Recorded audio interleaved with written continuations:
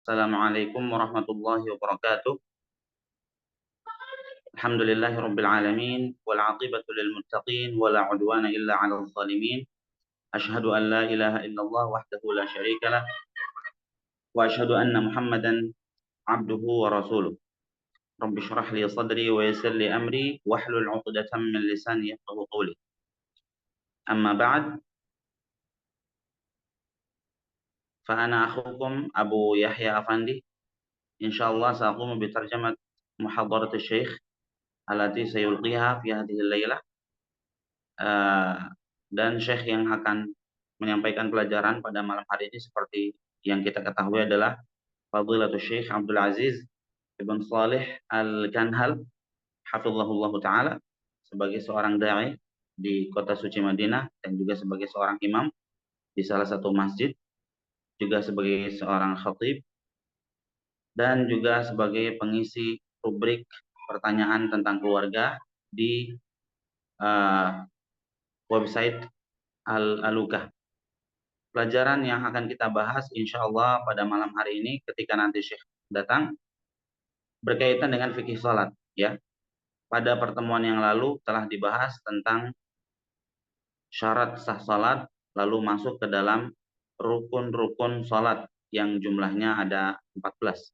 Dan nanti insya Allah akan dilanjutkan oleh Fadilatul Syekh Abdul Aziz hafizahullah taala kepada pembahasan selanjutnya ketika beliau datang. Lalu nanti saat pelajaran ini sudah selesai, kami harapkan yang berada atau bergabung bersama kami melalui Zoom ini untuk tetap berada pada Zoom dan tidak keluar karena masih ada pelajaran baru setelah ini.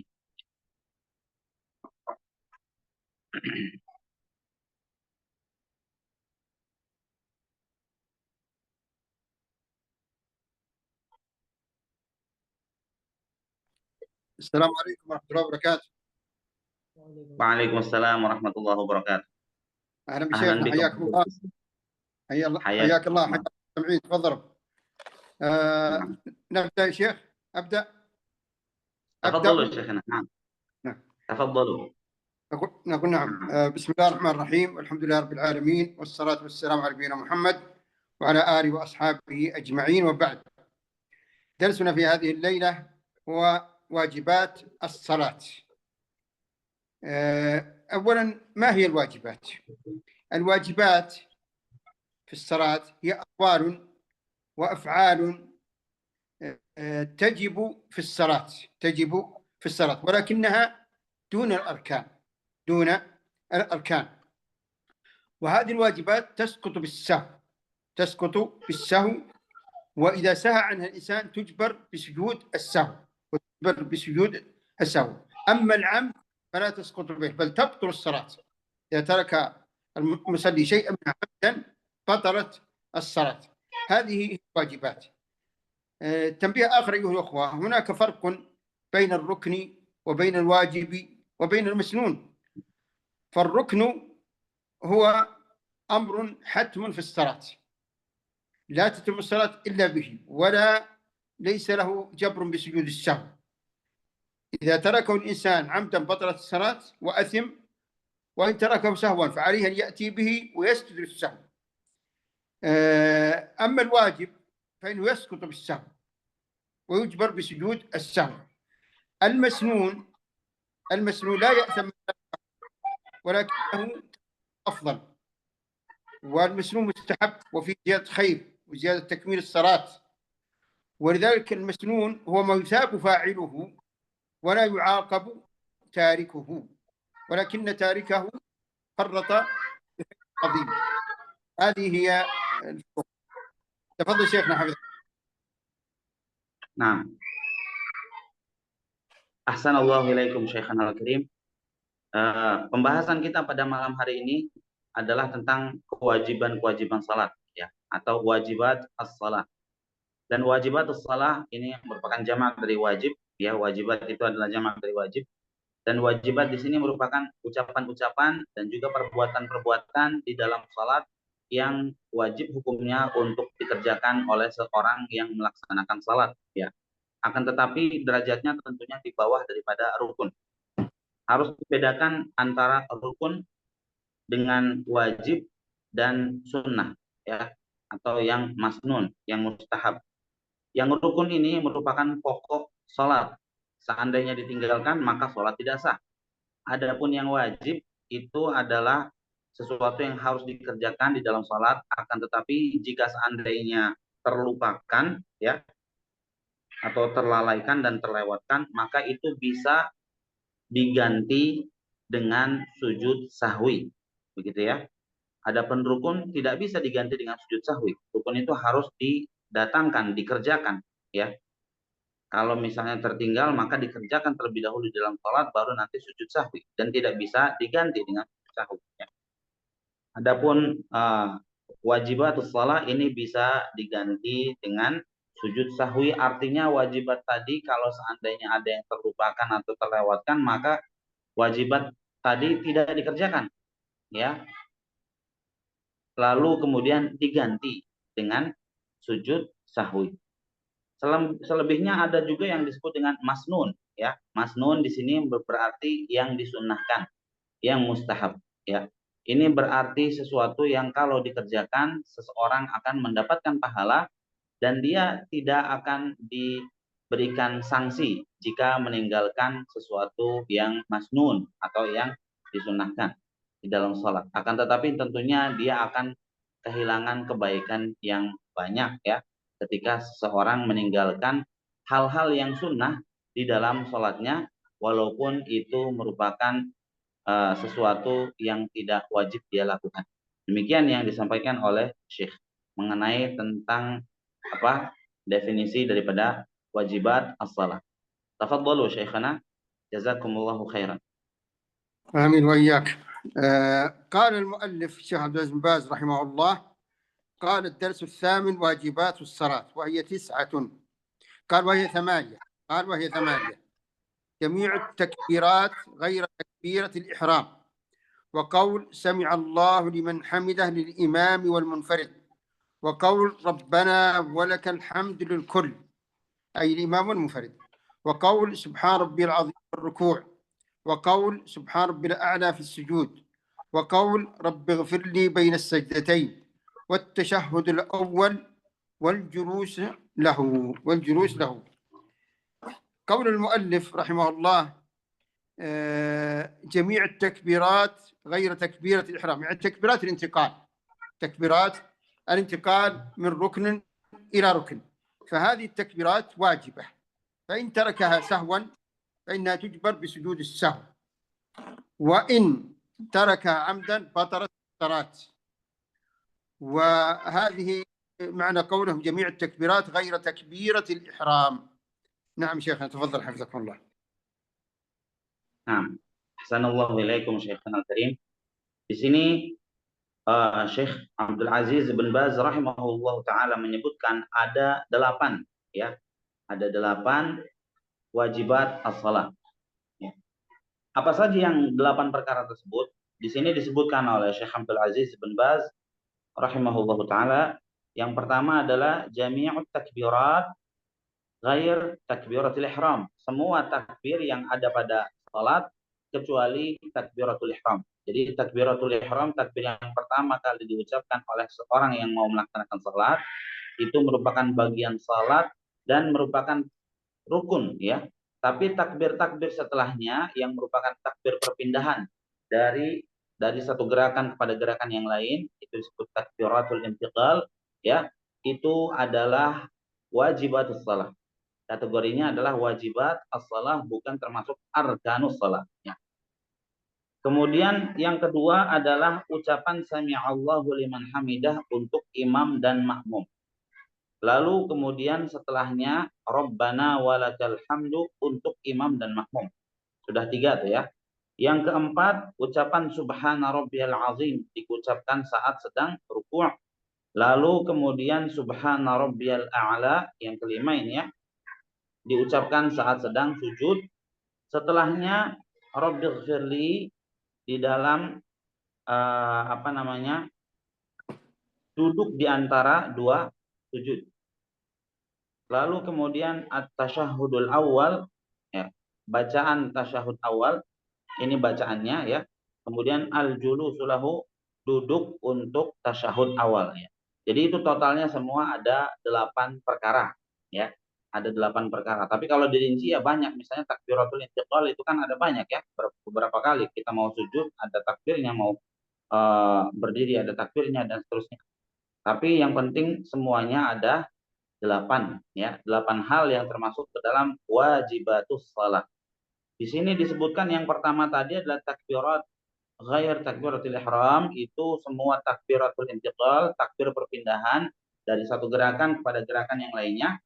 Dan di sini dikatakan jika seandainya ditinggalkan oleh seseorang yang sedang melaksanakan sholat, sedangkan ia meninggalkannya karena lupa, maka itu bisa diganti dengan sujud sahwi.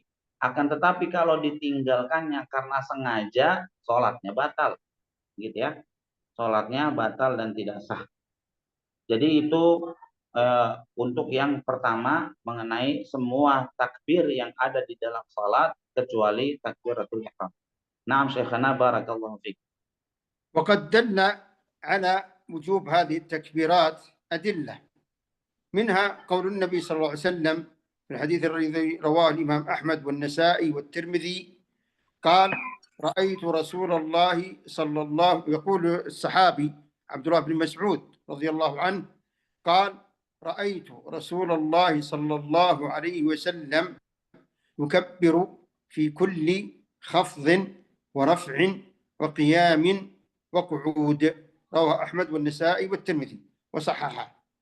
وقال عليه الصلاة والسلام: فإذا كبر الإمام فكبروا. هذا الحديث متفق عليه. قال النبي صلى الله عليه وسلم: إنما جعل الإمام ليؤتم به فلا تختلفوا عليه، فإذا كبر فكبروا.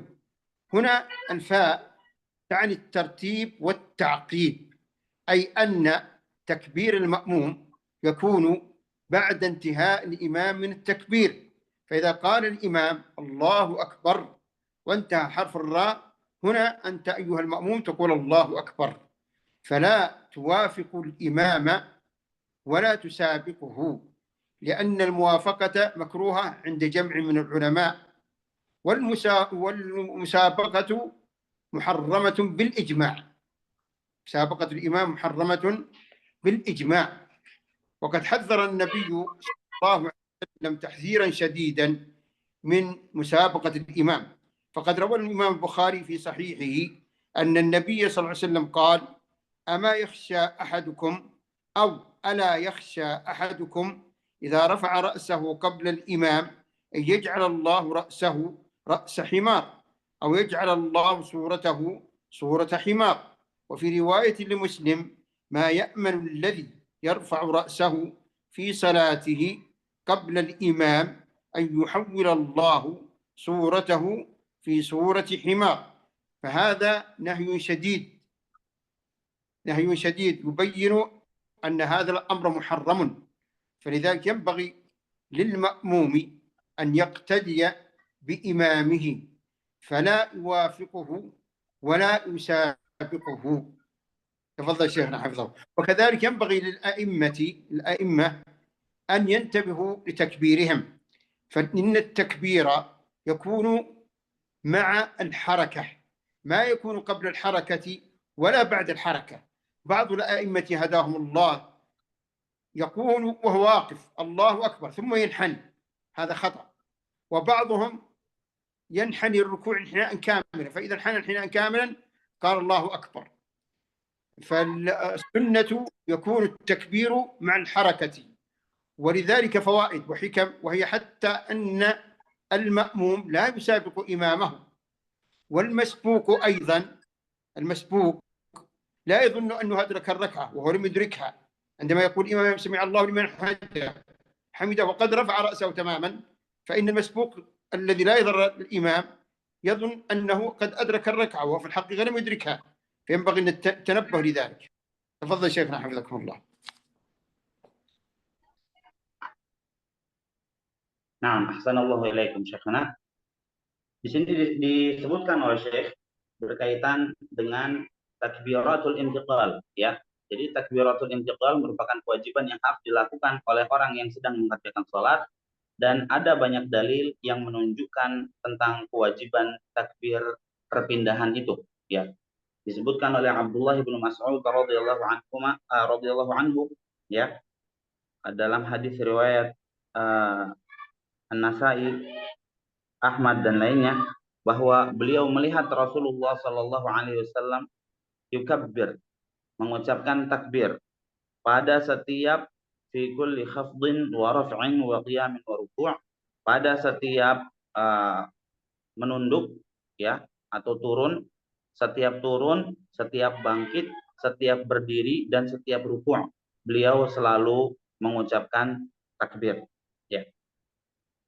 Lalu kemudian juga dalam hadis yang lain Rasulullah Shallallahu Alaihi Wasallam menyatakan, innama ju'ilal imam liyutamma bih.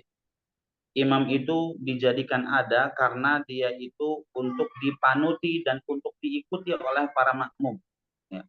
Fala takhtalifu alaihi, oleh karenanya janganlah kalian berbeda dengan imam kalian. Ya, fa idza kabbara wa idza kabbara fakabbiru, jika imam itu mengucapkan takbir, maka ucapkanlah takbir oleh kalian. Dan fa di sini, fakabbiru di situ adalah fungsinya untuk tertib, ya, atau artinya itu untuk tertib. Tertib itu maksudnya imam terlebih dahulu yang mengucapkan takbir, lalu kemudian makmum mengucapkan takbir setelah imam mengucapkan takbir, ya. Jadi Allahu Akbar, imam mengucapkan itu, baru kemudian makmum mengucapkannya. Jadi ucapan takbir para makmum haruslah setelah selesai dari ucapan takbirnya imam, ya. Jadi tidak muwafaqah dan tidak juga musabaqah. Muwafaqah di situ maksudnya adalah tidak bertepatan dan bersamaan takbir makmum tersebut dengan takbir imam. Tidak bersamaan, justru harus takbir imam terlebih dahulu, baru setelah itu takbirnya makmum. Ya. Karena muwafaqah, bersamaan mengucapkan takbir antara makmum dengan imam, itu adalah makruh hukumnya menurut para ulama. Sedangkan musabaqah atau mendahului ucapan takbirnya imam itu adalah sesuatu yang diharamkan dengan ijma' para ulama.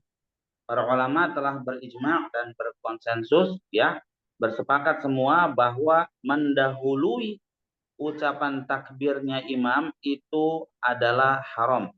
Dalam sebuah hadis Rasulullah Shallallahu Alaihi Wasallam menyatakan, ama yakhsha ahadukum au la yakhsha أو ألا يخشى أحدكم إذا رفع رأسه قبل الإمام أن يجعل الله رأسه رأس حمار أو يجعل الله صورته صورة حمار, yang artinya, tidakkah seseorang di antara kalian merasa takut ketika dia mengangkat kepalanya sebelum imam mengangkat kepalanya. Artinya dia mendahului imam, misalnya imamnya lagi rukuk, ya, belum bangkit, malah dia bangkit duluan. Orang yang seperti itu tidakkah dia takut kalau nanti Allah Subhanahu wa taala mengubah kepalanya menjadi kepala keledai, atau mengubah fisiknya menjadi seperti keledai, gitu ya. Jadi ini merupakan ancaman yang keras dari Rasulullah SAW bagi kita semua. Jangan sampai kita ini mendahului imam, ya. Itu namanya musabaqah, ya. Lalu kemudian disebutkan pula di sini, untuk setiap imam hendaknya dia itu memperhatikan ucapan takbir yang dia ucapkan harus ma'al harakah, bersamaan dengan gerakan yang dia kerjakan. Misalnya ketika imam itu bangkit dari ruku', ya, maka ucapkanlah takbir bersamaan dengan gerakan. Jangan sampai imam tersebut mengucapkan takbir Allahu Akbar tapi dia masih dalam kondisi ruku', belum bangkit, ya. Setelah dia ucapkan Allahu Akbar baru kemudian bangkit. Nah, itu nanti akan membuat para makmumnya menyelisihi imam, akan membuat adanya musabaqah, ya, atau para makmum tersebut mendahului imamnya. Begitu juga kalau misalnya dia bangkit duluan lalu takbirnya belakangan, dia bangkit dari ruku', sudah tegak lurus baru dia bilang Allahu Akbar. Ini juga salah, ya. Karena nanti akan membuat lambat para makmumnya dan juga akan membuat orang yang masbuk, ya, tidak mendapatkan rakaat salat, ya. Jadi apa namanya, si makmum kalau dia itu masbuk, ketika datang dia mendengarkan takbirnya imam, ya, ternyata takbirnya itu diucapkan setelah imamnya berdiri tegak. Dia berdiri tegak baru kemudian mengucapkan takbir, ya. Jadi dia menyangka bahwa imamnya itu masih sedang rukuk, sehingga dia menyangka bahwa mendapatkan satu rakaat padahal imamnya sudah bangkit, ya. Maka hal seperti ini harus dihindari, ya. Oleh karenanya seorang imam itu harus betul-betul mengetahui fikih salat, ya, mengucapkan takbir bersamaan dengan gerakan salat. Jangan gerakannya dulu, takbirnya belakangan, atau takbirnya dulu, gerakannya belakangan, itu jangan sampai seperti itu. Usahakan untuk berbarengan antara takbir dengan gerakan perpindahan tersebut, gitu ya. Itu yang disampaikan oleh Fadilatul Syekh. Naam Syekhana barakallahu fiik. ثم قال المؤلف الشيخ عبد العزيز بن باز رحمه الله: وقول سمع الله لمن حمده للإمام والمنفرد دل على ذلك الحديث عن أبي هريرة رضي الله عنه أن النبي صلى الله عليه وسلم كان يقول: سمع الله لمن حمده حين يرفع صلبه من الركوع، والحديث متفق عليه. دققوا في كلمة حين يرفع صلبه من الركعة، حين يرفع صلبه من الركعة، يعني أثناء الحركة وليس بعد الانتهاء من الحركة. فهذه تدل على أن المأموم والإمام كلهم يقولون الله أكبر سمع الله لمن حمده أثناء الرفع، أثناء الحركة، وليس بعد الحركة ولا قبل الحركة. وفي صحيح البخاري قال النبي صلى الله عليه وسلم: وإذا قال سمع الله لمن حمده أي الإمام فقولوا ربنا ولك الحمد. وهذه أيضا الفاء تعني التعقيب والترتيب. وإذا قال سمع الله لمن حمده فقولوا، الفاء تعني الترتيب والتعقيب، أي أن قول المأموم سمع الله لمن حمده يكون بعد انتهاء الإمام من قول سمع الله لمن حمده نهائيا، بعد انتهاء منه تماما المأموم يرفع رأسه ويقول ذلك أثناء الرفع. نعم شيخنا تفضل حفظك الله. Baik.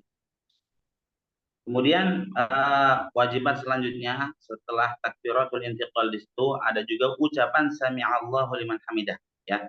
Jadi ini adalah bacaan ketika posisi kita sedang i'tidal di dalam salat setelah selesai dari rukuk, ya. Dan sami'allahu liman hamidah ini disebutkan dalam beberapa hadis bahwa Rasulullah Shallallahu alaihi wasallam mengucapkan sami'allahu liman hamidah hina yarfa'u sulbahu min rak'ah, ketika beliau sedang mengangkat, ya, sulbahu atau tulang sulbinya atau tulang punggungnya, beliau angkat dari rukuk, ya. Jadi di sini kata Syekh, perhatikan apa yang disebutkan di dalam hadis ini, ya, hina yarfa'u, ketika beliau mengangkat, ya.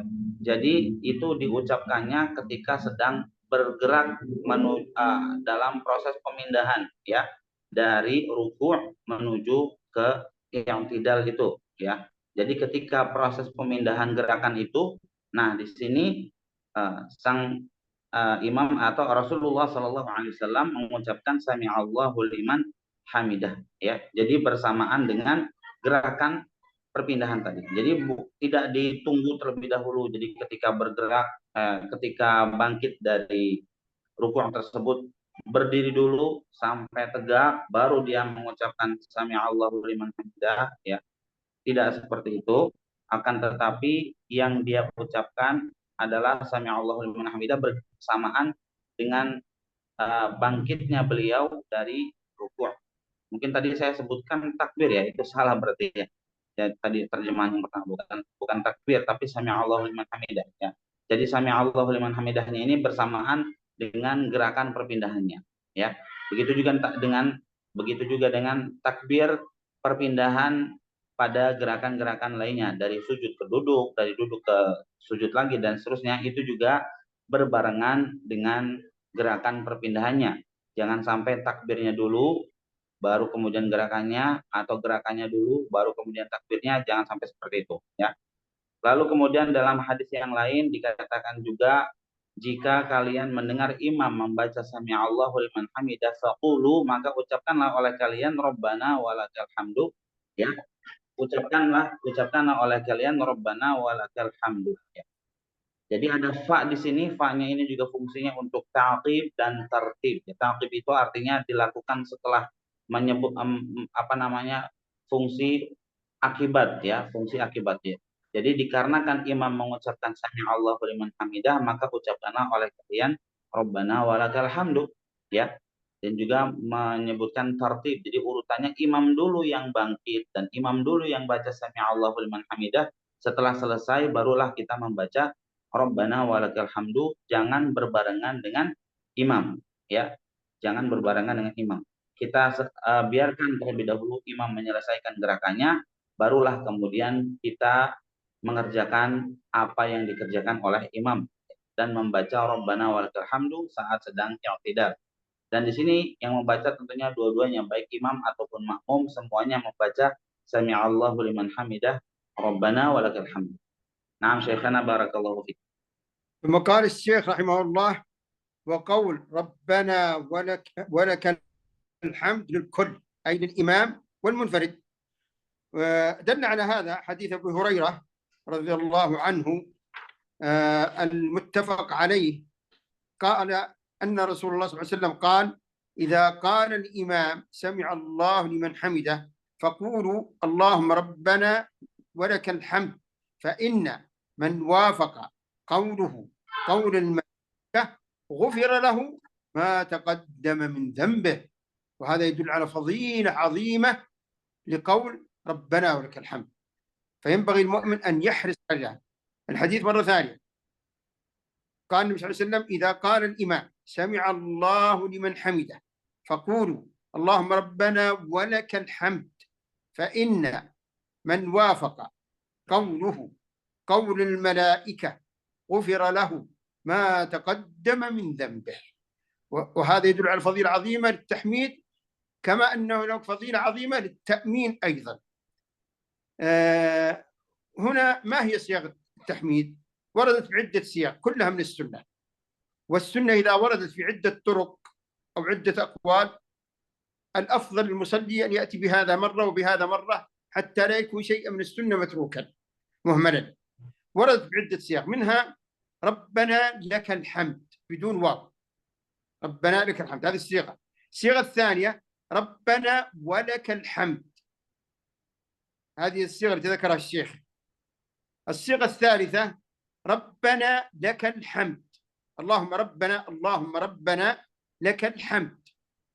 الصيغة الأولى قلنا ربنا لك الحمد، الصيغة الثانية ربنا ولك الحمد بالواو، الصيغة الثالثة اللهم ربنا لك الحمد فيها اللهم ربنا لك الحمد.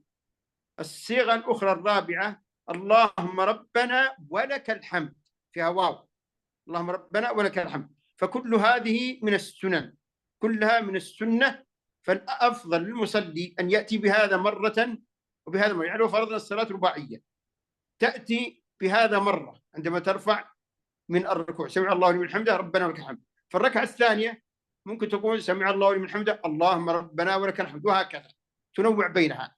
هذا هو الأفضل. تفضل شيخنا حفظكم الله. Nah, barakallahu fiikum Syekh. Lalu kemudian ucapan Rabbana walakal hamdu, ya, ini juga termasuk wajibat salat yang diucapkan setelah Rabbana walakal hamd, ya.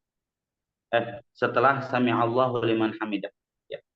Dari sebuah hadis yang diriwayatkan oleh Abu Hurairah radhiyallahu anhu, di sini tadi Syekh membawakan hadis ini yang menunjukkan bahwa ucapan Rabbana walakal hamdu itu merupakan wajibatus salah, ya, termasuk ke dalam kategorinya wajibat as-salat. Di mana Rasulullah SAW bersabda, "Idza qala al-imamu sami'a Allahu liman hamidah, faqulu Jika seorang imam itu membaca Sami'allahu liman hamidah, maka ucapkanlah oleh kalian Allahumma rabbana walakal hamd. Ya Allah, ya Rabb kami, bagimulah segala pujian. Fa inna man wafaqa qawluhu qawlal malaikah ghufira lahu ma taqaddama min dhanbi. Siapa karena siapa saja yang ucapannya itu bertepatan dengan ucapan para malaikat. Jadi para malaikat juga sama ya. Ketika imam itu membaca Sami'allahu liman hamidah, nah para malaikat juga sebagian mereka ada yang menghadiri sholat tersebut dan membaca Rabbana Allahumma Rabbana walakal hamdu. Kalau ucapan manusia itu bertepatan dengan ucapan malaikat, maka manusia itu akan diampuni dosa-dosanya yang telah lalu. Ini merupakan keutamaan yang sangat luar biasa. Ya, ini mengingatkan kita kepada apa? Keutamaan puasa Ramadan ya. Juga di sini merupakan keutamaan daripada takmin, ucapan amin ya. Jadi ucapan amin itu kalau kita ucapkan setelah imam dan kemudian ucapan amin kita bertepatan dengan ucapan para malaikat, itu juga akan diampuni dosa-dosa kita yang telah lalu. Ya, ini betapa pemurahnya Allah Subhanahu wa taala ya. Allah Subhanahu wa taala adalah Tuhan yang Maha Pemurah dan mengampuni hamba-hambanya dengan sebab-sebab seperti ini ya. Lalu kemudian di sini Syekh menyatakan bahwa ada beberapa sirah atau bentuk ucapan Rabbana walakal hamdu itu ya ketika sedang i'tidal. Kalau untuk Sami'allahu liman hamidah itu satu saja, tidak bermacam-macam. Akan tetapi setelahnya ya itu banyak sekali sirahnya. Yang pertama, nomor satu adalah Rabbana lakal hamdu ya. Itu disebutkan juga dalam sebuah hadis ya. Lalu yang kedua adalah Rabbana walakal hamdu, ada wawunya di tengah ya. Itu yang kedua. Lalu kemudian yang ketiga Allahumma rabbana walakal hamd. Itu yang ketiga. Allahumma rabbana walakal Allahumma rabbana lakal hamdu tanpa waw ya. Yang ketiga. Yang ketiga. Lalu yang keempat Allahumma rabbana walakal hamdu. Ada wawunya di tengah-tengahnya. Jadi ini semua empat sirah ini diriwayatkan dari Rasulullah Sallallahu Alaihi Wasallam dan seyogianya seorang Muslim saat melaksanakan salat hendaknya memilih sirah-sirah ini ya dan membacanya di dalam salat ya. Misalnya ketika salat ini dia memilih sirah yang pertama, nanti salat selanjutnya sirah yang kedua, salat selanjutnya sirah yang ketiga ya. Sehingga dengan demikian seorang muslim telah melaksanakan dan mengambil semua sunnah-sunnah yang diajarkan oleh Rasulullah Shallallahu Alaihi Wasallam ini. Tidak ada satupun yang dia tinggalkan, gitu ya. Kalau misalnya kita hanya membaca satu saja, ya terus itu saja berarti ada bacaan-bacaan lain yang diajarkan pula oleh Rasulullah Shallallahu Alaihi Wasallam yang tidak kita praktekkan, gitu ya. Tapi kalau kita ambil semuanya, ya dalam kesempatan sholat ini kita baca yang begini, lalu kesempatan sholat yang lain baca yang begini, terutama kalau sholatnya sedang sendirian, apalagi sholatnya 4 rakaat ya kan, nah itu pasti kan nanti dia akan melalui i'tidal. Nah itu kalau misalnya sholatnya 4 rakaat bisa mempraktekkan ini, karena siswanya tadi yang dibacakan Syekh ada 4, Rabbana lakal hamdu, Rabbana walakal hamdu, Allahumma Rabbana lakal hamdu, Allahumma Rabbana walakal hamdu. Nah itu 4 ini bisa di baca namanya tanwiyah. Tanwiyah itu berarti mengambil bermacam-macam sunnah dari Rasulullah Sallallahu Alaihi Wasallam. Naam Syekhana barakallahu fiik. وإن اكتفى بصيغة واحدة فلا بأس عليه. إذا كان لا يحفظ إلا صيغة واحدة فلا بأس عليه، الحمد لله. لكن إن أراد الأفضل فالأفضل أن يأتي بهذا مرة وبهذا مرة.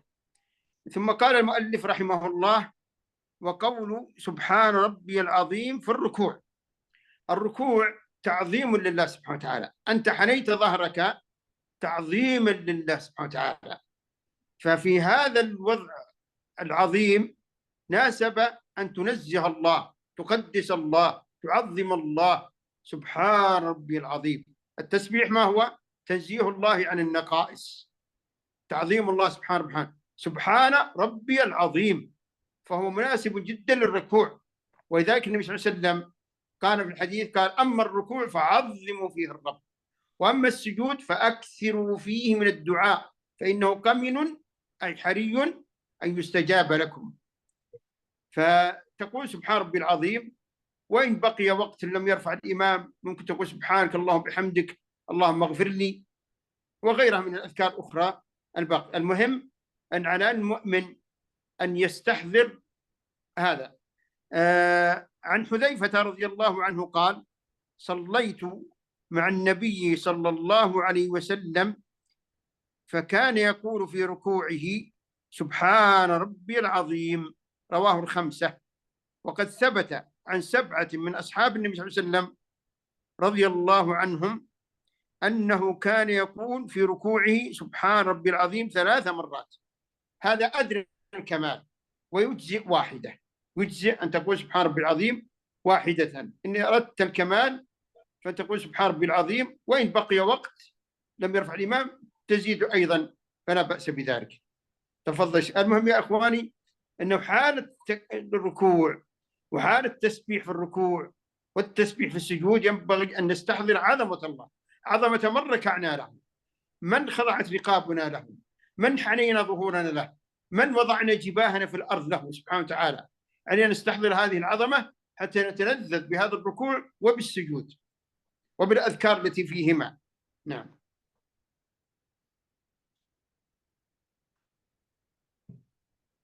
Nah, ahsanallahu ilaikum syekhana.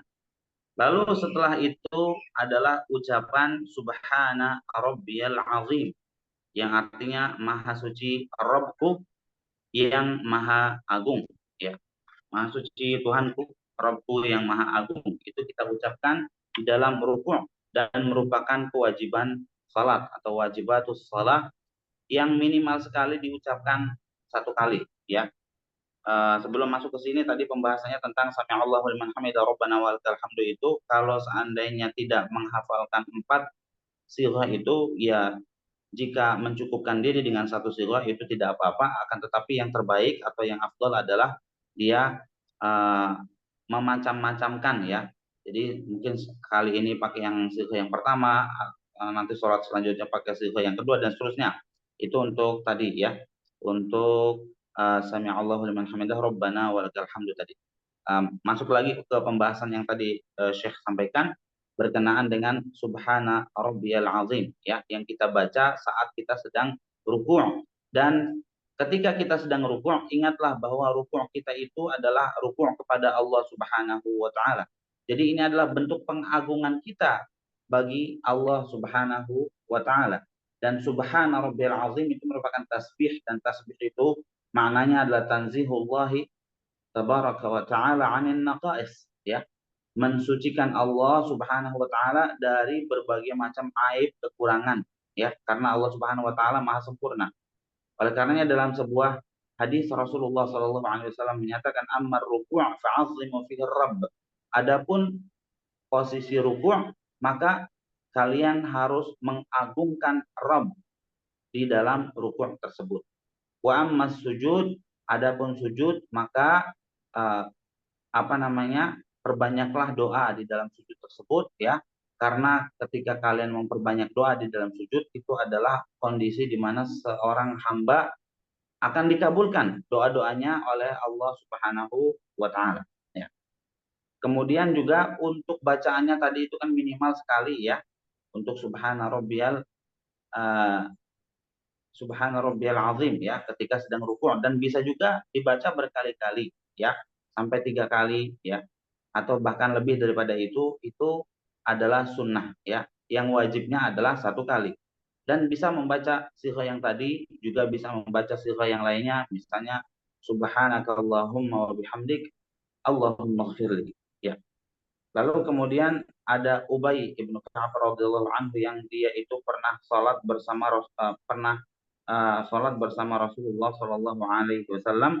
Lalu beliau mendengar Rasulullah Shallallahu Alaihi Wasallam saat sedang rukuk membaca Subhana Rabbiyal Azim. Ya, ini diriwayatkan oleh 5 perawi hadis, rawahu al-khamsah. Ya. Dan yang Syekh bawakan lagi tadi Ingat terus ketika kita sedang rukuk, itu kita rukuk kepada Allah Subhanahu wa taala, di hadapan Allah Subhanahu wa taala. Hendaknya kita menghadirkan makna keagungan Allah Subhanahu wa taala saat kita sedang rukuk, ya, sehingga akan mendatangkan kekhusyuan kepada diri kita, ya. Kita ini rukuk kepada Allah Subhanahu wa taala. Kita ini merunduk kepada Allah Subhanahu wa taala yang telah menciptakan kita dan telah memberikan kenikmatan yang banyak kepada kita, ya. Kita ini sujud kepada Allah Subhanahu wa taala. Sehingga dengan demikian, dengan kita menyadari bahwa rukuknya kita itu kepada Allah Subhanahu wa taala, ini merupakan bentuk penghambaan kepada Allah Subhanahu wa taala, maka semakin nikmatlah, ya, semakin lezat, ya, dia merasakan uh, apa munajat kepada Allah Subhanahu wa taala saat sedang rukuk tersebut, ya. Dan juga semakin lezat terasa bagi dirinya zikir-zikir yang dia baca ketika sedang rukuk. Itulah yang disampaikan oleh Syekh tadi. Naam Syekhana, ahsanallahu ilaik. ثم قال المؤلف الشيخ عبد العزيز بن باز رحمه الله قال: وقول سبحان ربي الأعلى في السجود. كما قلنا التسبيح وتقديس الله، تنزيه الله عن النقائص. فأنت الآن تصور وضع، أنت الآن وضعت أشرف شيء فيك، جبهتك وأنفك وضعتها في الأرض ذلا لله، محبة لله، تعظيما لله، وأنت تقول سبحان ربي الأعلى، تسبح الله العالي بذاته وأسمائه وصفاته سبحانه وتعالى. وقال الشيخ ابن تيمية رحمه الله قال: لو أن الساجد يتذكر وهو يسجد ويقول سبحان ربي الأعلى أنه وقد وضع أشرف شيء فيه، جبهته وأنفه لله في التراب أو في الأرض لله، ذلا لله ومحبة الله، ويسبح الله العالي بذاته وأسمائه وصفاته، لتلذذ بهذا التسبيح. سبحان ربي الأعلى، سبحان ربي الأعلى، سبحانك اللهم بحمدك، اللهم اغفر لي. وكذلك إذا دعا في سجوده يتذكر أنه يدعو الله، يسأل الله السميع القريب المجيب الرحمن الرحيم الذي قال: ادعوني أستجب لكم، فتلذذ بدعائه أيضا. ولكن ينبغي أن ننبه هنا إلى بعض المصلين وفقهم الله لكل خير، يتأخرون عن الرفع بعد ما يقول الإمام الله أكبر، بزعم يريدون أن يدعوا كثيرا، وهذا لا ينبغي لهم. نقول لهم حفظهم الله: إذا كنت تصلي لوحدك نافلة في البيت أو فاتتك الفريضة تصلي في البيت فأطل السجود ما شئت.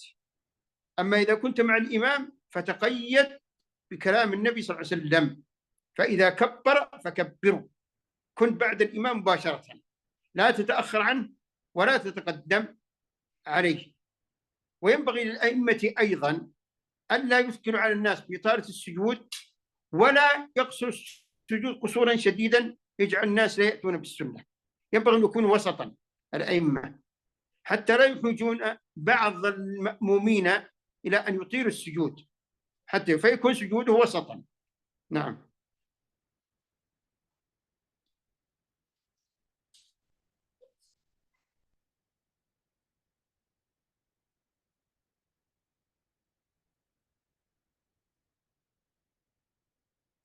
ما أسمع صوتك يا شيخ. Barakallahu fiikum Syekh. Jadi tadi Syekh sudah menyebutkan tentang bacaan ketika sedang rukuk, ya. Bacaan rukuk yaitu subhana rabbiyal azim, itu termasuk ke dalam wajibat as-shalah. Lalu kemudian setelah itu bacaan sedang ketika kita sedang sujud yaitu subhana rabbiyal azim, itu juga merupakan bacaan yang termasuk ke dalam wajibatus shalah, ya. Seorang hamba ketika dia itu sujud, ya, di hadapan Allah Subhanahu wa taala, ya, dia meletakkan anggota tubuhnya yang paling mulia yaitu wajahnya, ya, sejajar dengan permukaan tanah, ya. Itu dia lakukan karena dia cinta kepada Allah Subhanahu wa taala, karena dia menghinakan diri di hadapan Allah Subhanahu wa taala dan mengagungkan Allah Subhanahu wa taala sebagai khaliqnya dan juga sebagai Rabb-nya, ya. Allah Subhanahu wa taala yang maha mendengar, maha dekat, Maha mengabulkan permintaannya, Maha Rahman dan Maha Rahim, Maha Pengasih, Maha Penyayang, ya, yang mendengar apa yang diucapkannya. Ya. Kita harus menghadirkan makna-makna tersebut ketika kita sedang sujud. Jadi supaya sujudnya itu tidak garing begitu ya. Jadi harus betul-betul merasakan kedekatan Allah Subhanahu wa taala dengan kita dan bagaimana kita itu betul-betul menghambakan diri kepada Allah Subhanahu wa taala ketika kita sedang sujud ya. Dan hendaknya juga seorang makmum ya kalau dia sholatnya berjamaah lalu dia adalah makmum ya termasuk ke dalam makmum maka jangan mentang-mentang dia itu dengan alasan banyak berdoa ketika sedang sujud lantas kemudian dia sujudnya terlalu lama sehingga imam sudah lama bangkit dia masih sujud ya tentunya ini merupakan kesalahan ya yang harus dihindari ya sehingga ketika imam itu sudah takbir, maka bangkitlah para makmum itu semuanya juga mengucapkan takbir ya, mengikuti imam mereka ya. Karena Rasulullah SAW menyatakan fa idza kabbara fakabbiru. Jika imam itu sudah mengucapkan takbir, maka ucapkanlah pula takbir olehmu. Setelah imam itu mengucapkan takbir. Jadi langsung ya, imam bangkit dari sujudnya, maka para makmum juga bangkit dari sujudnya. Jangan berlama-lama sujud dengan alasan berdoa kepada Allah Subhanahu wa taala. Jadi memang berdoa kepada Allah Subhanahu wa taala saat sedang sujud itu memang adalah waktu yang istijabah ya, waktu diijabahnya doa oleh Allah Subhanahu wa taala. Akan tetapi kalau sedang sholat berjamaah yang kita harus tahu waktu ya. Ketika imam sudah bangkit ya kita ikut bangkit pula ya. Kalau kita mau berlama-lama dengan doa kita di dalam sujud, silahkan sholat sendirian. Kalau sholat sendirian, tentunya itu kita lebih leluasa untuk berdoa kepada Allah Subhanahu Wa Taala di saat kita sedang sujud. Tapi kalau sedang bermakmum, ya di dalam sholat berjamaah kita ikuti imam. Ya, fa'idza kabbara fakabbiru. Dan juga imam tentunya harus memperhatikan sujudnya di dalam sholat ya. Tidak dia lamakan sekali sujudnya itu sehingga membuat orang-orang yang di belakangnya merasa kebosanan atau merasa terganggu ya. Dan tidak juga dia sujud dengan sujud yang sangat singkat sekali dan tidak memberikan kesempatan kepada para makmum untuk membaca doa atau mengajukan apa doa mereka kepada Allah Subhanahu wa taala. Jadi pertengahan saja, wasat ya, pertengahan, tidak terlalu panjang dan lama sujudnya dan tidak juga terlalu sebentar sujudnya. Sehingga dengan demikian dia memberikan kesempatan kepada orang yang mau berdoa di dalam sujudnya untuk berdoa ya dan juga untuk orang yang sedang buru-buru dia tidak merasa terlalu lama sholatnya begitu ya. Itu yang harus diperhatikan oleh seorang imam yang mengimami sholat berjamaah. Ahsanallahu ilaikum syekhana. Nah. ودل على قول سبحان ربي الأعلى في السجود حديث حذيفة السابق الذي رواه الخمسة قال وكان النبي صلى الله عليه وسلم يقول في سجوده سبحان ربي الأعلى وقد ثبت ذلك أيضا عن 7 من أصحاب النبي صلى الله عليه وسلم ورضي الله عنهم أنه كان يقول في سجوده سبحان ربي الأعلى 3 مرات. تفضل شيخنا.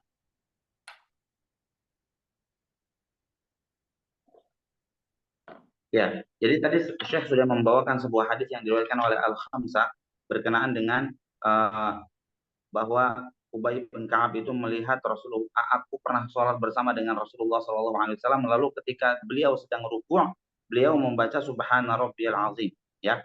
Lalu ketika sedang sujud, beliau membaca Subhana Rabbiyal A'la. Jadi ini adalah dalilnya, ya.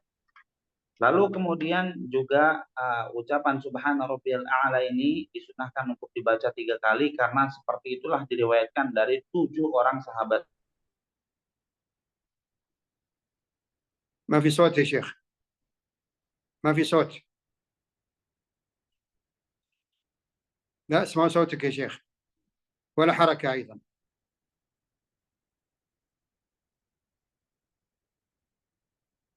انقطع الصوت والصورة ثابتة.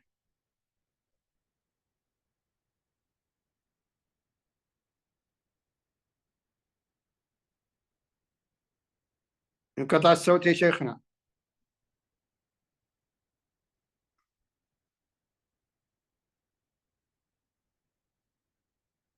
انقطع الصوت يا شيخنا، والصورة أيضا ثابتة.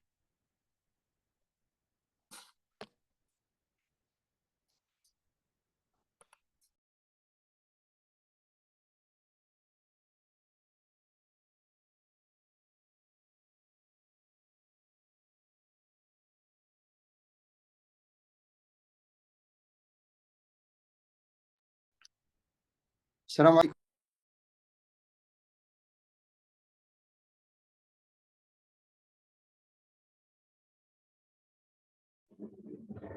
لا أسمع صوتك يا شيخنا.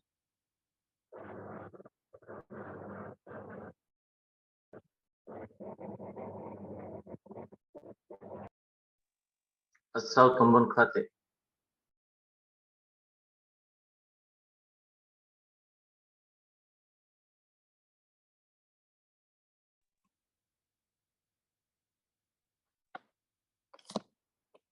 لا أسمعك يا شيخ.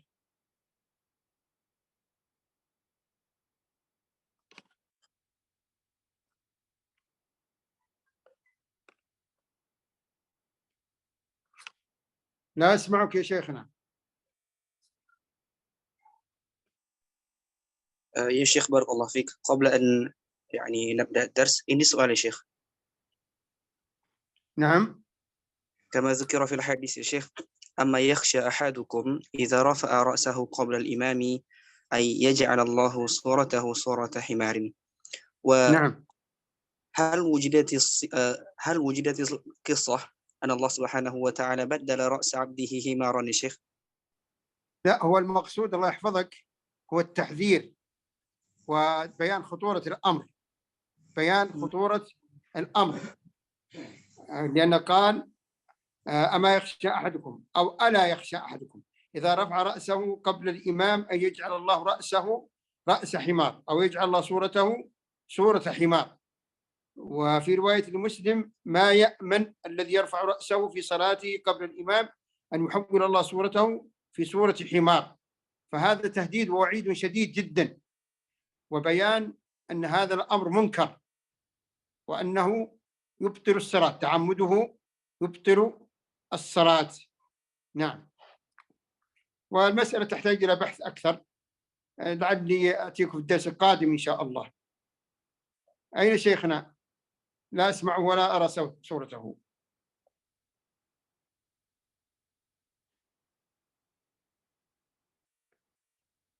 تسمعوني؟ تسمعوني يا إخوان؟ نعم شيخنا. نعم يا تسمعوني شيخنا. ها؟ الشيخ أين هو الشيخ؟ سمعنا. عنده مشكلة في الاتصالات. نعم يا شيخ قد خرج. نعم يمكن مشكلة في إنترنت أو غيره.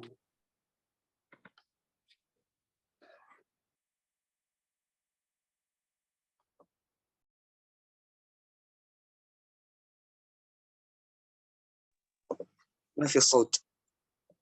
أقول في أحد يترجم؟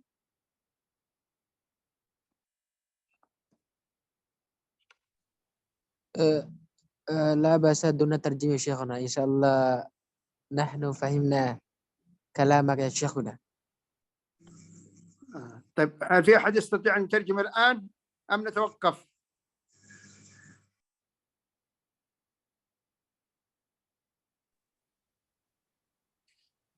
ما شئت يا شيخنا، وواصل أو نكيف يا شيخنا. عموما لم يبقى إلا قول المؤلف رحمه الله وقول رب اغفر لي بين السجدتين، يعني في الجلسة بين السجدتين يقول رب اغفر لي، رب اغفر لي، رب اغفر لي. وورد في حديث آخر أنه يقول اللهم رب اغفر لي وارحمني وعافني واهدني وارزقني، رواه أبو داود. ثم قال الشيخ والتشهد، يعني التشهد الأول والجلوس له. التشهد الأول في الصلاة الثلاثية والرباعية والجلوس له، هذه من واجبات الصلاة أيضا، لأن النبي صلى الله عليه وسلم كان يقول في التشهد الأول التحية، يعني التحيات لله والصلاة على النبي صلى الله عليه وسلم. لقول النبي صلى الله عليه وسلم إذا قعدتم في كل ركعتين فقولوا التحيات إلى آخره، رواه النسائي وأحمد. السلام عليكم ورحمة الله. السلام كاتب قطع عفوا صوتك يا شيخ. شيخنا. عفوا لعلك هناك ذهبت مشكلة في شبكتي. لعلك ذهبت تتزوج ثم رجعت.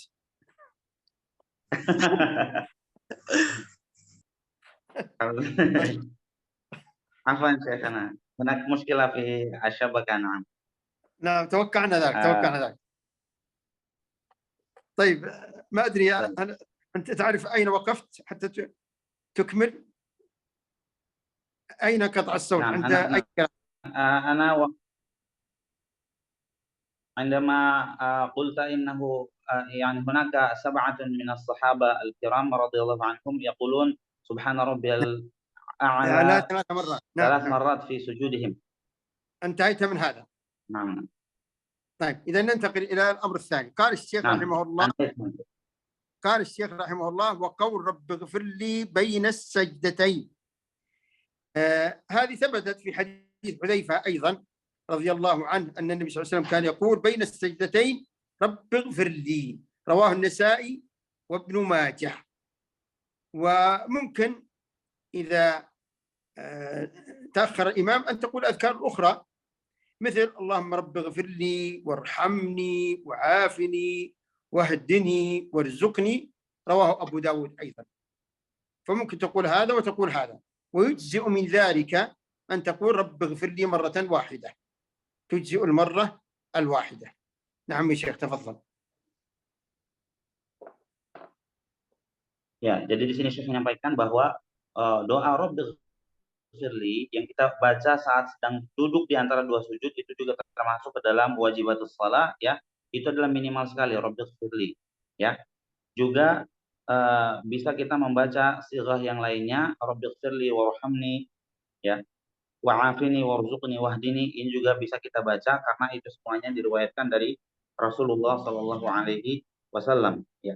Kemudian juga itu diriwayatkan yang Rabbi Firli tadi itu diriwayatkan dari sahabat Hudzaifah radhiyallahu anhu, ya, diriwayatkan oleh An-Nasa'i dan Ibnu Majah. Naam Syekhana. والحديث الآخر الذي رواه أبو داود اللهم اغفر لي وارحمني وعافني واهدني وارزقني.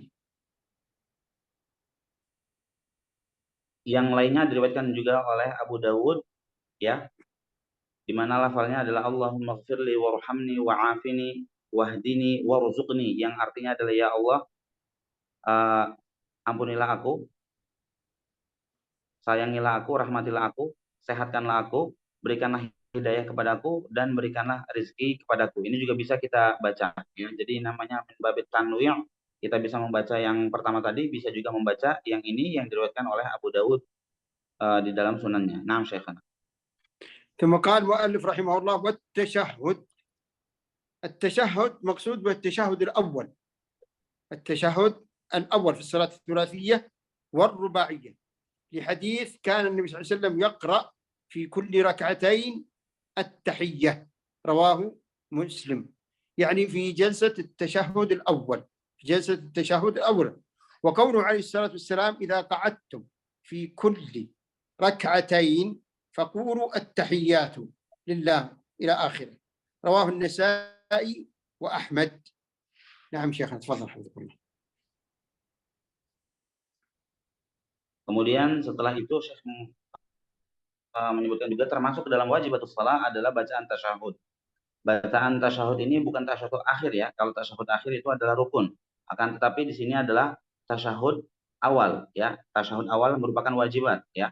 Dan ini adalah duduk tasyahud yang dilakukan pada rakaat setelah selesai daripada 2 rakaat pada sholat sulasiyah ataupun rubaiyah, pada sholat yang jumlah rakaatnya 3 seperti maghrib ataupun 4 seperti isya, ya, zuhur, asar, ya. Itu tentunya ada tasyahud awalnya, dan bacaan tasyahud awal itu harus kita baca dan termasuk ke dalam wajibat, ya. Di dalam di hadis riwayat Muslim diterangkan seperti itu, dan juga di dalam hadis yang riwayat An-Nasai dan Ahmad bahwa Rasulullah Shallallahu alaihi wasallam juga menyatakan idza qa'adtum fi kulli rak'ataini, jika kalian itu duduk untuk tasyahud awal setelah selesai dari setiap 2 rakaat, maka ucapkanlah at-tahiyatu lillah wassalawatu wathayyibat dan sampai ke akhir hadis. Naam Syekhana. ثم قال المؤلف رحمه الله والجلوس له أي جلوس التشهد الأول لأمر النبي صلى الله عليه وسلم المسيء في صلاته قال له فإذا جلست في وسط الصلاة فاطمئن وافترش فخذك اليسرى ثم تشهد. إذا جلست في وسط الصلاة فاطمئن وافترش فخذك اليسرى ثم تشهد. رواه أبو داود والبيهقي بسند جيد. وكان النبي صلى الله عليه وسلم يجلس للتشهد بعد الفراغ من الركعة الثانية. رواه النسائي بسند صحيح. أما الصلاة على النبي صلى الله عليه وسلم في التشهد الأول فهي عند بعض العلماء مستحبة، فإن أتى بها المصلي فطيب، وإن أطال الإمام هذه الجلسة فتأتي بها، وإن لم يطل فلا بأس عليك، تقوم بعد أن يكبر. نعم. Kemudian di sini dibawakan juga oleh Syekh bahwa ketika kita itu duduk di antara 2 sujud, maka duduknya itu adalah duduk iftirash, ya, sebagaimana diterangkan dalam hadis yang namanya hadis al-musi salatah. Seorang sahabat Nabi yang salah melakukan salat, ya, kurang tumakninahnya dan sebagainya, diajarkan oleh Rasulullah Shallallahu Alaihi Wasallam tata cara salat yang benar. Maka beliau Shallallahu Alaihi Wasallam mengatakan, "Fa'idza jalasta fi wasatus sholati fatumain." Jika kamu itu duduk di tengah-tengah salat, artinya setelah selesai daripada 2 rakaat, lalu duduk tasyahud awal, maka duduklah dengan tumakninah dan waftarish fakhidaka al-yusra, dan duduklah dengan iftirash, yaitu dengan menjadikan paha sebelah kiri sebagai yang kita duduki. Jadi paha sebelah kirinya itu kita duduk, ya, menduduki kaki yang ada di bawah, bukan tawarruk, ya. Jadi iftirash itu sama seperti duduk biasa, seperti duduk di antara 2 sujud. Ini adalah hadis yang diriwayatkan oleh Abu Dawud dengan sanad yang jayyid, ya. Juga di dalam hadis yang lain yang dengan sanad yang sahih juga diterangkan seperti itu, ya, bahwa jadi di sini wajibatus shalah itu pertama tasyahudnya, yaitu bacaan tasyahudnya, dan lalu setelah itu ada duduknya, duduk tasyahud awal, ya. Lalu kemudian untuk salawat, ya, membaca salawat Nabi di sini menurut sebagian ulama adalah mustahabbah. Jadi hukumnya adalah sunnah, ya. Jadi kalau duduk tasyahud awal dia membaca salawat itu adalah perbuatan sunnah, bagus kalau dia kerjakan. Kalaupun tidak dikerjakan itu tidak mengapa, ya. Jadi setelah syahadat dia langsung bangkit itu tidak mengapa. Tapi kalau seandainya dia kerjakan itu juga baik dan bagus karena hukumnya sunnah menurut sebagian para ulama. Naam Syekhana barakallahu fiik. انتهى الدرس ولله الحمد.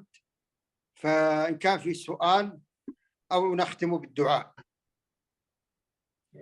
Di sini ada Ibu Emi Hayati, ya, Ukhti Emi Hayati, silakan kalau mau bertanya yang sudah mengacungkan ini. Kalau mau bertanya langsung saja dinyalakan mic-nya, nanti saya terjemahkan insya Allah kalau tidak bisa bahasa Arab. Kalau bisa bahasa Arab silakan langsung ditanyakan dengan bahasa Arab. Tampaknya beliau tidak ini. Ada lagi yang lain yang mau bertanya dengan bahasa Arab, silakan. Bahasa Arab ataupun bahasa Indonesia dipersilahkan. Apa lewat ini juga nggak apa-apa, lewat. Assalamualaikum ya Ustaz. Waalaikumsalam. Waalaikumsalam warahmatullahi wabarakatuh.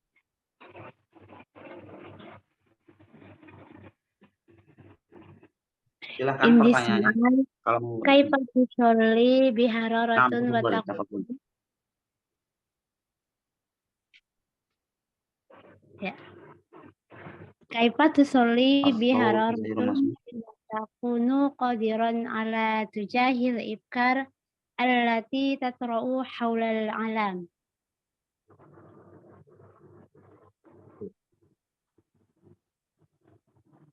Bisa diucapkan dengan bahasa Indonesianya dulu supaya ini Eh, kaifa. Nah, Ustaz, bagaimana caranya supaya sholat khusyuk? Terkadang pikiran-pikiran tentang urusan dunia itu selalu muncul ketika sholat gitu, Ustaz. Gimana cara mengabaikan pikiran-pikiran itu supaya kita jadi khusyuk dalam sholat?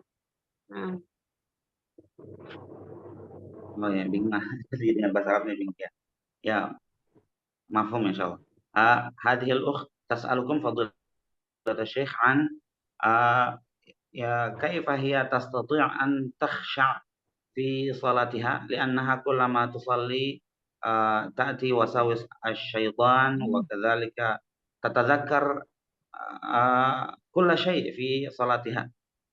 Kaifa hiya tatrud hadhihi al-wasawis wa takhsha' fi salatiha.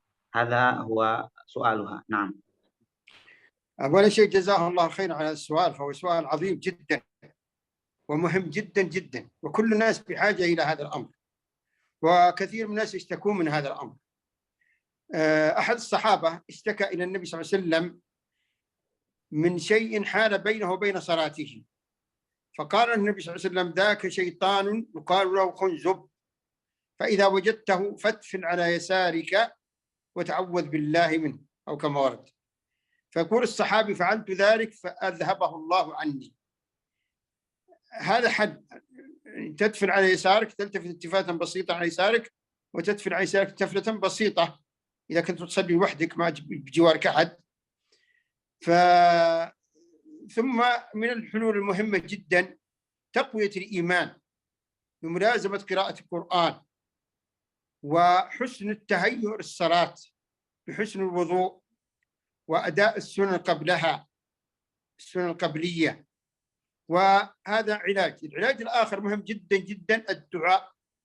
الله عز وجل قال: أما يجيب المضطر إذا دعاه ويكشف السوء، فيدعو الإنسان ربه ليلا ونهارا أن يرزقه الخشوع ولذة المناجاة، وأن يصرف عنه الشرود والسرحان، ضعف التركيز، ضعف الخشوع. هذا علاج مهم جدا.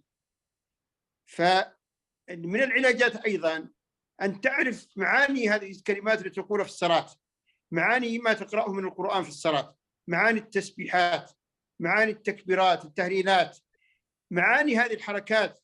حركة الركوع تعظيم لله سبحانه وتعالى، السجود أيضا تعظيم لله عز وجل، أيضا تذكر أنك تقف بين يدي الله عز وجل، هذا سبب عظيم من أسباب الخشوع. تذكر أنك الآن واقف بين يدي الله، أنك تناجي الله عز وجل، أنك تقرأ كلام الله عز وجل. هذه كلها أسباب تعين على الخشوع. أعيد مرة أخرى باختصار: الدعاء مهم جدا جدا. ادعوا الله ليلا ونهارا ولو ملايين الدعوات، ولا تيأس أبدا. العلاج الثاني معرفة معاني ما تقرأه في الصلاة من القرآن والأدعية والأذكار وغيرها. السبب الثالث مجاهدة النفس على الخشوع، مهمة جدا. السبب الرابع التعوذ بالله من الشيطان الرجيم، هذا سبب مهم جدا جدا أيضا. السبب الخامس قراءة القرآن، إكثار من قراءة القرآن تقوي الإيمان في القلب وتقوي لذة المناجاة والخشوع. معرفة معاني القرآن، معاني آيات القرآن، هذه 5 أسباب. السبب السادس العلم بشكل عام، ولذلك الله سبحانه وتعالى قال إن العلم الشرعي طبعا، لذلك الله سبحانه وتعالى قال: إنما يخشى الله من عباده العلماء. فكلما قوي علم الإنسان بالله عز وجل وبعظمته وأسمائه وصفاته الحسنى سبحانه وتعالى، كلما قوي خشوعه وتلذذه بالعبادة. هذه 6 أسباب مهمة جدا جدا، مع عدم اليأس من رحمة الله أبدا. تفضل شيخنا حفظكم الله.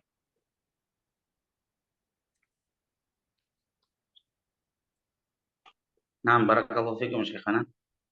إجابة موافقة إن شاء الله تعالى. Wa jazakumullahu khairan ala hadhil ijabah. Jadi di sini Syekhuna Syekh Saleh Abdul Aziz bin Saleh Al-Kanhal hafizahullah taala menjawab pertanyaan dari ukhti tadi yang bertanya tentang bagaimana supaya atau kiat-kiat supaya kita itu mendapatkan sholat yang khusyuk ya, karena mungkin ketika sedang sholat itu kita tentunya ya bukan hanya beliau ya, kita semua juga merasakan hal itu ketika kita sedang sholat, mungkin ada pikiran-pikiran lain dan juga ada gangguan-gangguan dari setan sehingga membuat kita itu pikirannya kemana-mana dan tidak fokus terhadap sholat. Di sini Syekh menjawab bahwa pertanyaan ini adalah pertanyaan yang sangat penting sekali, dan juga hal ini pernah diajukan oleh para sahabat Nabi kepada Nabi Muhammad Sallallahu Alaihi Wasallam ya. Mereka itu mengadukan hal tersebut juga kepada Rasulullah Sallallahu Alaihi Wasallam, lalu kemudian diterangkan oleh Rasulullah Sallallahu Alaihi Wasallam bahwa setan yang mengganggu tersebut adalah khunzub atau khinzib ya. Maka ketika kamu merasa ada gangguan dari setan tersebut, maka berludahlah kamu ke sebelah kiri. Berludahlah ke sebelah kiri dengan ludah yang bukan mengeluarkan reak, bukan ya, tapi ludah sedikit saja ke sebelah kiri ya. Jadi kita berlindung kepada Allah Subhanahu wa taala, lalu kemudian berludah ke sebelah kiri sampai 3 kali. Maka kemudian ketika sahabat tersebut merasakan gangguan lagi dari setan itu ya, dia pun melakukan apa yang diwasiatkan oleh Rasulullah Shallallahu Alaihi Wasallam, sehingga Allah pun menghilangkan gangguan tersebut dari diriku, dan singkat cerita sahabat tersebut bisa sholat dengan khusyuk ya. Kemudian di sini ada beberapa tips yang disampaikan oleh Syekh. Pertama adalah taqwiyatul iman, memperkuat keimanan dan kualitas ketakwaan kita kepada Allah Subhanahu wa taala. Lalu kemudian bersiap diri dengan semaksimal mungkin, sesempurna mungkin ketika ada panggilan untuk melaksanakan sholat ya. Jadi ketika kita dipanggil sholat itu kita harus mempersiapkan diri dengan sebaik-baiknya. Jangan sampai kita itu sholatnya buru-buru begitu kan, baru azan baru kita siap-siap, atau qomat baru kita siap-siap wudhu dan sebagainya. Tidak seperti itu. Jadi kita harus mempersiapkan diri sebelum sholat tersebut dengan persiapan yang matang ya. Dan wudhunya kita perbaiki ya, sunnah-sunnah qobliyahnya kita perbaiki, dan juga ba'diyahnya kita lakukan ya, sehingga dengan demikian ketika masuk ke sholat intinya yaitu sholat fardu, kita pun akan bisa khusyuk ya. Kemudian juga jangan lupa berdoa kepada Allah Subhanahu wa taala, meminta supaya kita ini diberikan hati yang khusyuk di dalam sholat kita. Allah Subhanahu wa taala menyatakan amman yujibul muqtarra idza da'ah wa yakshifus su. Siapakah yang bisa mengijabah orang yang sedang dalam keadaan kritis dan menghilangkan masalahnya ya, kecuali Allah Subhanahu wa taala ya. Lalu kemudian setelah itu Syekh menyatakan di sini hendaknya kita mempelajari makna dan arti dari setiap bacaan-bacaan sholat yang kita baca. Ya, baik itu Al-Qur'annya, zikir-zikirnya ya, itu kita pahami, kita renungi ya. Kalau kita paham, tentunya kita akan mudah merenungi makna-makna daripada bacaan sholat tersebut, dan kita akan mendapatkan kekhusyuan. Lalu kemudian sadarilah bahwa kita itu ketika sholat, itu sholat di hadapan Allah Subhanahu wa taala. Kita menyembah Allah Subhanahu wa taala ya. Kita bermunajat, berbicara kepada Allah Subhanahu wa taala. Kita membaca kalam Allah Subhanahu wa taala.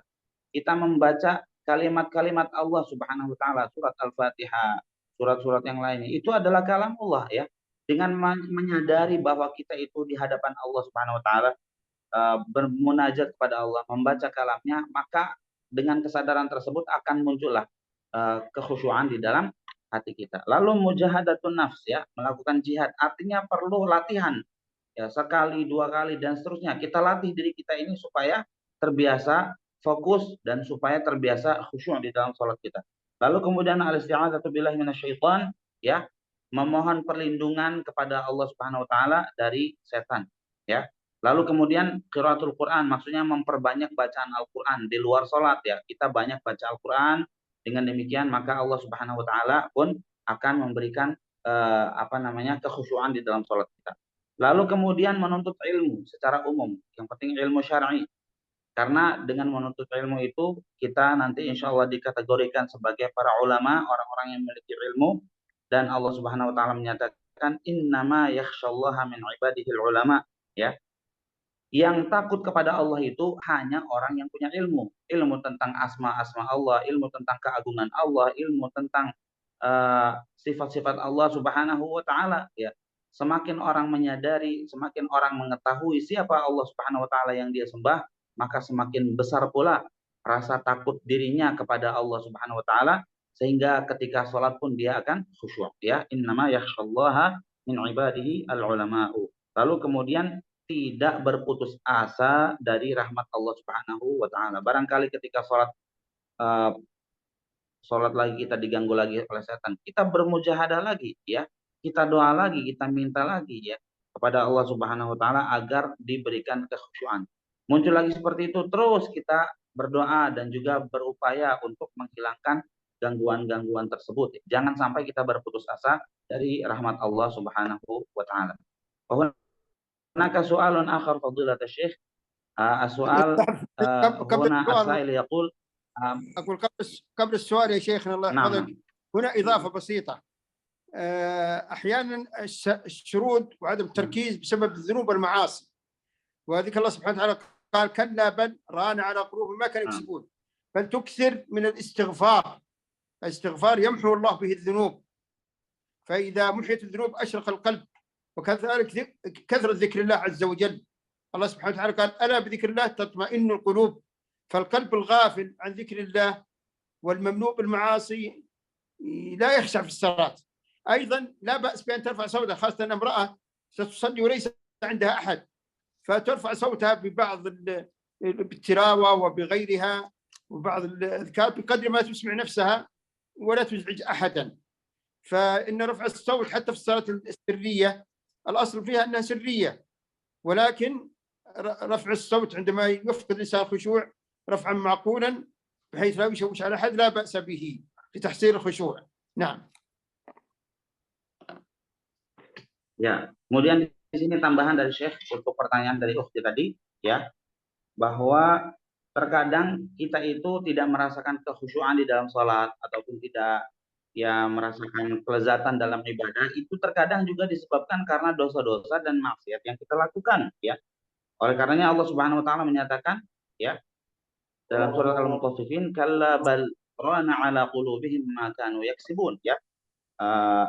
Bahkan orang-orang yang kafir tersebut, orang-orang munafikin, mereka itu hatinya tertutup dengan apa yang mereka perbuat berupa perbuatan-perbuatan dosa dan kesalahan, ya. Jadi dosa dan kesalahan itu membuat hati orang-orang kafir itu tertutup. Oleh karenanya seorang muslim juga kalau banyak melakukan dosa dan maksiat, maka itu akan berimbas kepada kenikmatan dia di dalam ibadah yang mungkin sedikit demi sedikit terambil, ya. Oleh karenanya kita harus banyak-banyak beristighfar kepada Allah Subhanahu wa taala, ya.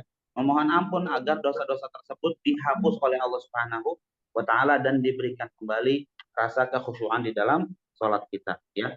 Juga banyak-banyak berzikir mengingat Allah Subhanahu wa taala.